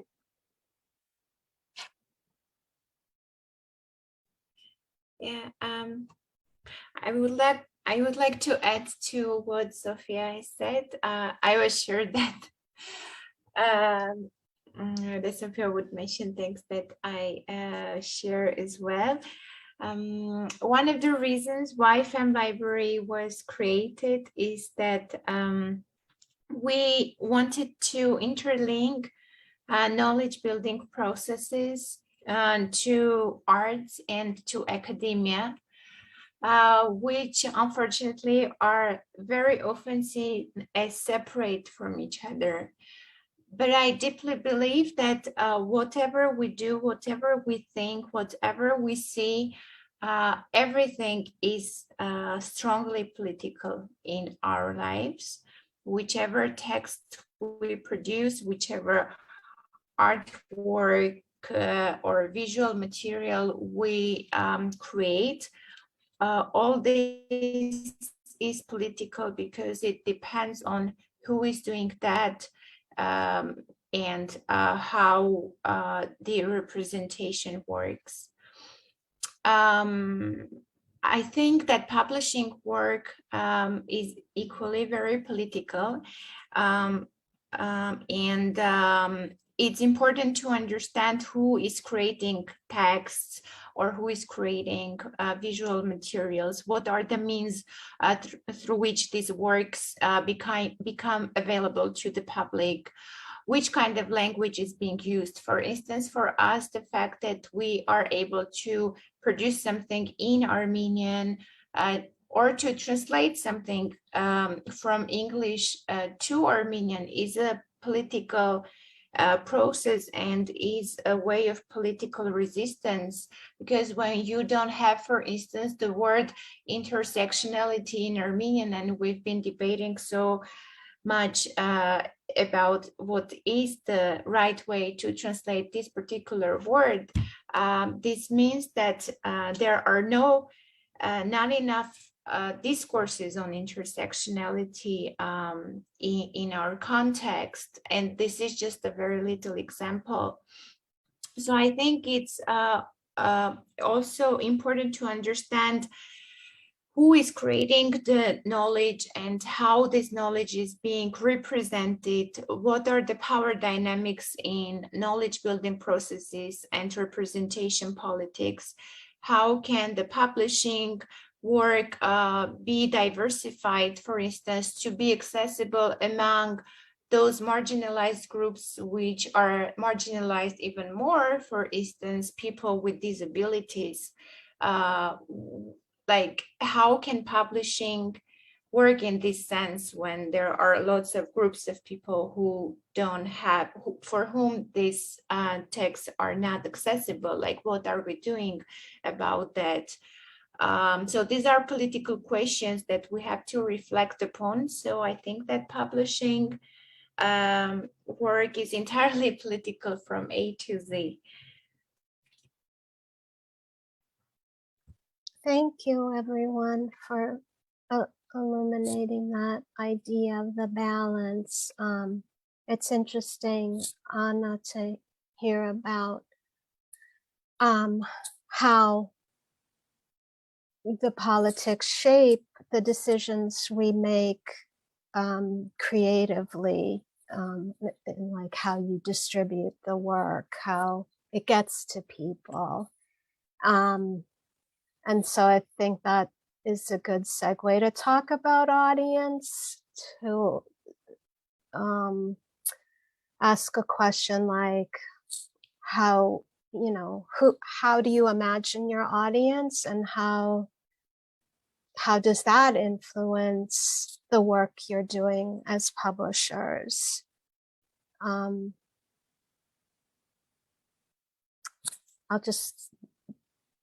tend to ask too many questions at the same time, so I'm just going to leave it at that. How do you imagine your audience, and how does that influence you as you publish?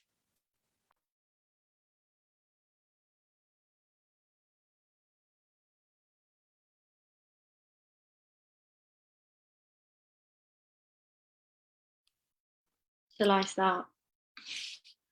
I probably will answer one part of your question, Nancy. All I can remember is audiences. Starting a new small press, thinking about audiences is key and sort of a guiding point as well of what I continue to do. So I think a few things. One is I think a lot about the access of the book in terms of where it's stocked.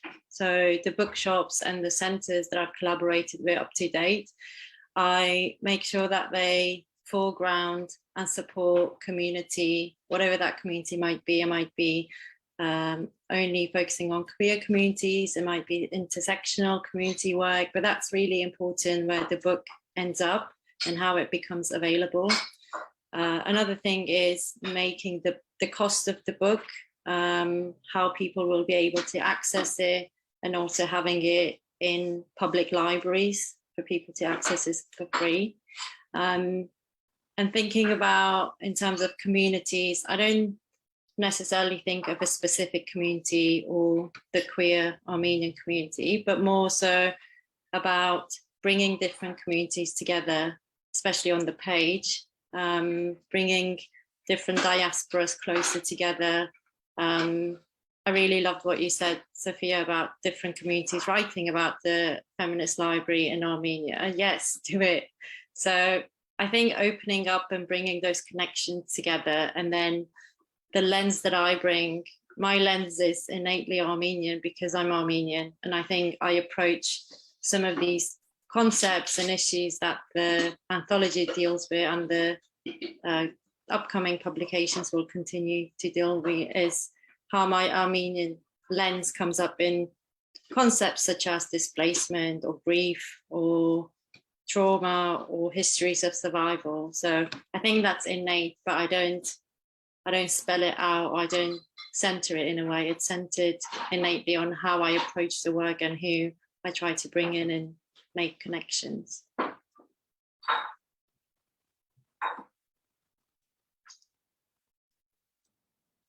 Thanks, I love that. Tatavik. Oh, sorry. Go ahead, Sophia. I love that.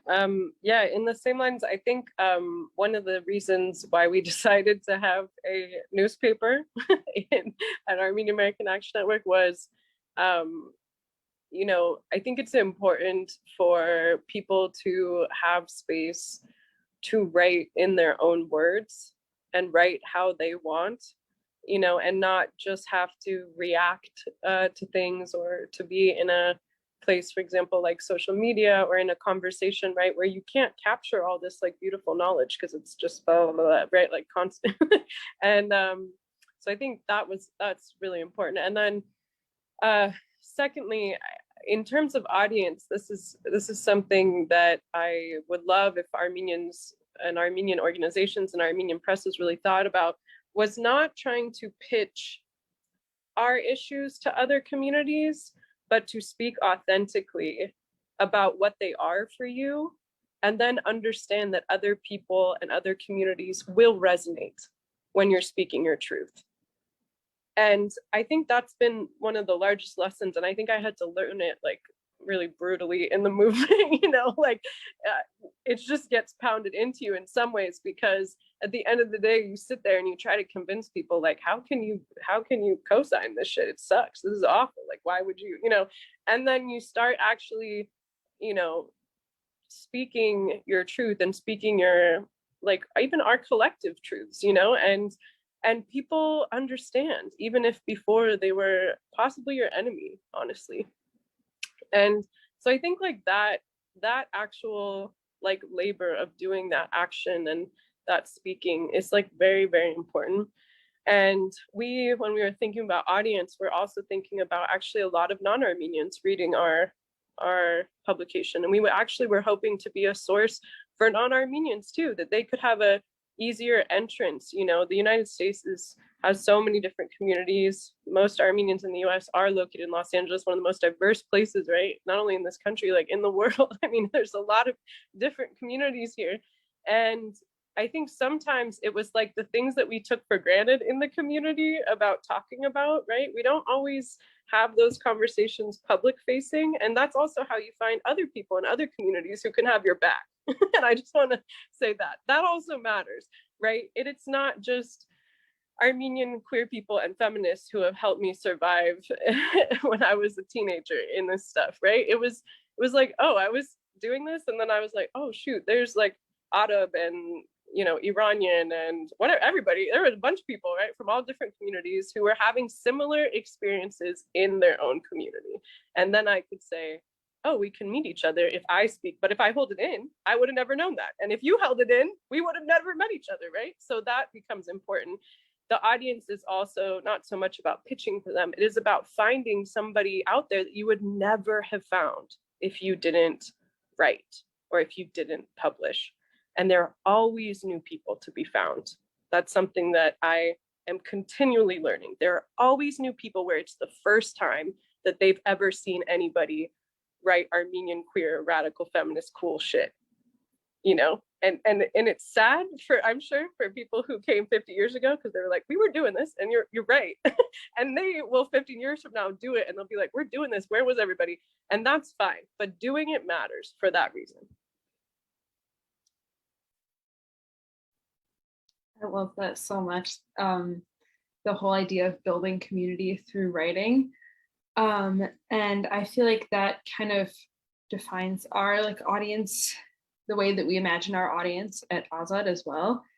When we started the publication, we had to talk a lot about this as kind of a team to figure out since our mission is to be very open to all topics, to all groups, it was hard for us to figure out what defines Azad as in relation to other publications. And what we settled on was that we're a space for Armenians that feel marginalized in mainstream or other Armenian spaces. So that can be a very open kind of group of people, and we don't bound ourselves by certain groups, whether it's location or identity. But for me as an editor, one question that I always ask people when they are pitching an article or submitting something to Azad is, how do you bring a new perspective to this? Or how do you see it differently? And so I think that kind of defines our niche maybe in the Armenian space. And one other thing I think that's really important for us about audience is growing our audience to encompass new communities. One thing that we have been able to do is to translate a number of our pieces into Armenian that are available on our site. And we are currently looking for both funding and translators to continue doing that. So if anyone has any leads, feel free to let us know.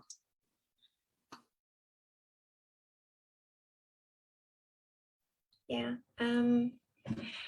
I would say that our audiences are quite diverse, and more diverse than I would originally think when me and my friend RP were developing the concept of Fem Library. I would say that this is, first of all, the Armenian speaking audience, particularly young women interested in feminism or women's issues. Another group is, of course, feminist or queer scholars, artists, activists, or those people who are very kind of new in feminist struggle, but are so much keen to learn more and be part of the movement. I just came back from feminist camp, and there were amazing young women there, and I knew only one person from that group, which gave me hope, because we always think that we're in a bubble and there are not, we don't have new voices coming in, but then we discover so many great people. And I think that social media helps in that sense. I'm not a big fan of media, including social media, but there are some instances when it proves itself to be helpful. I've also noticed many non-Armenian speakers who are coming to the library and are seeking help to find books or any materials on Armenian feminism in English. So one of our ideas is actually not only to develop texts in Armenian or do translations from English or French or Russian, I don't know, to Armenian, but also actually to translate whatever we produce here to other languages, to make our knowledge building local process internationally or regionally known. And this might be something that you might be interested in, to collaborate or explore more the ways of collaboration. Also, Fem Library space became a refuge to many Russian feminist refugees and immigrants who do not agree with the regime, with the war, and with the colonialism. And so now we are having more and more books in Russian, which is an interesting move. I never thought this would happen, but it's interesting to notice that. And it's also interesting to explore and to meet Russian people who are determined in dismantling the power dynamics and the colonial power relationships. Some of them are learning Armenian, and it's great. So what I was just trying to say is that the audiences are quite different, and it also depends on the political situation in Armenia. It varies a lot, and sometimes we experience something we wouldn't think of experiencing, or wouldn't imagine the situation to be in that way. So our audiences expand more and more. Thanks, everyone. I started to hear people talking about new initiatives, and I think this would be a good segue to like talk about all the labor that's involved in publishing and activism. And I did want to make space to talk about how, you know, in an ideal world, what support do you need? How do we keep this going, and or how do we support each other? We're getting up close to the hour, so this will have to be a quick one. But tell us how we can support you.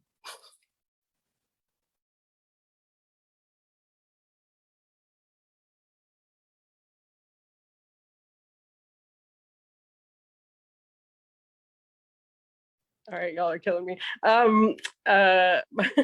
So yeah, Armenian American, just like Armenian American Action Network and several other things it's all self-funded. So if folks, first of all, should submit, that's the biggest thing. I want to really encourage people, armenianamerica.org, excuse me.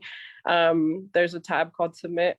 It's very easy for you to submit. The back end of publishing is always hard, actually. And I cannot imagine those folks who are doing print, because I just want to give you like a lot of love, because I know how labor intensive that is. And it's so necessary and needed. And like important to have that beautiful physical book and like smell it. And I'm excited to buy a couple of the titles that were mentioned today. Yes.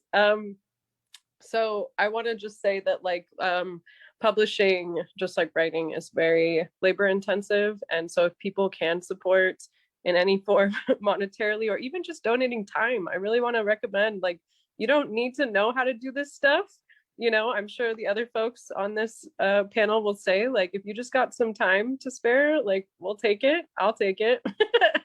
So there's that. Mostly too, if people will share the pieces that are being written. I think a lot of the pieces, I know there's so much stuff on the internet, so it can get hard to, you know, find everything. But I want to just encourage people to actually read what's currently up there and what's to come. And yeah, I encourage you to submit, even if you never have submitted anything before. Now's your time. You got this. So submit, Sure. donate, read, Volunteer. volunteer. Anything else from any of the other participants? What else could support look like? I'm going to jump in and probably echo some of the things that Sophia has said. We are also a submissions-based platform, so we also welcome submissions in any form, whether it's written form, art, video, audio, anything that you feel is a fit for Azad, or that you would like to see in an Armenian space. As I mentioned before, we're also looking to have one day all, but at least some of our work available in Armenian as well. So if you are a translator, know any translators, know any grants for translation, any of that, please shoot me an email. That's one of our priorities right now. And also we love collaborations, whether it's a project or an event. We exist online, but have been looking to do some events in person in various places where our team members are. So if you have any ideas on that road, feel free to share with us as well. I'm going to put the emails in the chat again. But yeah, that's kind of how some different ways that support can look like for us too. Thanks, Araxi. We're at the hour now, so I'm gonna wrap up, but Tatavik and Anna, if you wanna put in the chat the ways we can keep supporting your endeavors, please do so. I'm just gonna take a moment to thank all of you for everything you've been working on and for your time today. This has been such a helpful forum. I want to thank IALA and our Queer Armenian Literary Committee. Thank you, JP Sarkisian. Thank you, Arthur Kezakian and Cyrus, for helping us today on the technical end. Thank you, Olivia Katranjan, our fearless leader of IALA. I want to thank poets and writers for their support today. Thanks to Milana Abrahamian, who connected me with Lilith. Queer Armenian Literary Committee is looking to do more events like this. If you have ideas or you'd like to get involved, please contact us. You can contact me or contact IALA. Please become a member of IALA. Please support, if you like what we did today, please support the work we're doing. I guess that's everything. I look forward to the day when we can all connect in person. This has been a beautiful groundwork for more and more sharing across queer Armenian literature. So thank you. If I could just jump in and ask you to unmute and thank all our panelists and Nancy. Thank you so much, Nancy, for organizing this. It's been just such an inspiring event. I want to read everything that you've talked about, and I'm just in awe of all of your work. So thank you to our panelists, but thank you, Nancy, for putting this together and bringing us all together. Oh, thank you. Thank you.